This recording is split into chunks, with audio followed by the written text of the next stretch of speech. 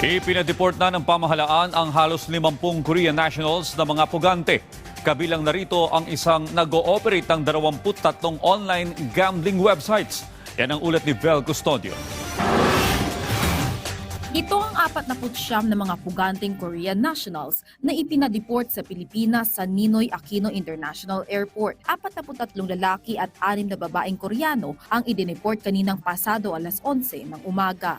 Ito na pinakamalaking batch ng South Korean nationals sa ipinadeport sa bansa simula noong 2017 dahil sa pagtutulungan ng Bureau of Immigration at South Korean Embassy.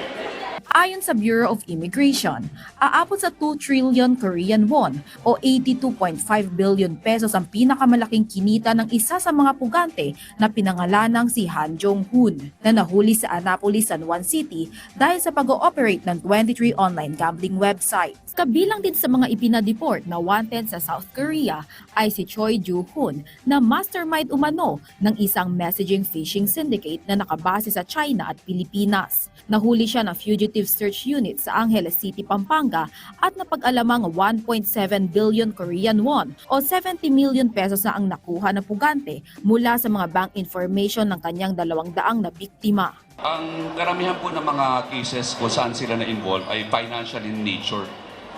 Embezzlement, meron pong illegal gambling, large-scale fraud, online scamming, and other financial crimes. Ayon sa BI, Koreano ang karamihan sa mga nabibiktima ng mga pugante. Napansin po namin, ibang fugitives naman po, they think that it's safer to be outside of Metro Manila. Na they have this impression, mistaken impression that it's easier to hide if you're outside of Metro Manila. May iba nga ho dyan na huhuli po sa mga resort, sa mga resorts po na yun nga outside of Metro Manila. Modus daw ng mga illegal aliens upang hindi mapaalis sa bansa ay ang kumonsyaba ng tao na maghahain sa kanila ng reklamo. Kailangan muna kasing dumaan sa legal proceedings sa Pilipinas kaya hindi sila agad maipadedeport. Kaya naman binubusisi muna ng Immigration at Department of Justice kung lehitimo ang mga kasong inirereklamo sa mga pugante. Isa sa mga pugante, 2018 pa nakabinbin ang deportation dahil sa patong-patong na kasong kinaharap niya sa Pilipinas. We will disprove that notion na madaling magtago dito sa Pilipinas. Yan ho ang yun ang notion ho doon.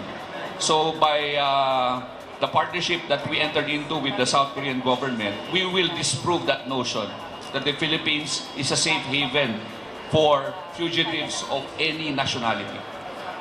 Hindi ho pwede magtago rito. Ngayon po ang importance ng partnership that we have with the different governments. Kaya naman gumagamit na ng Advanced Passenger Information System sa pamamagitan ng UN-GO travel software na connected sa International Police ang Immigration upang ma-detect kung may puganteng nagtatangkang pumasok sa bansa. Isang system nito na kung saan connected po to sa Interpol.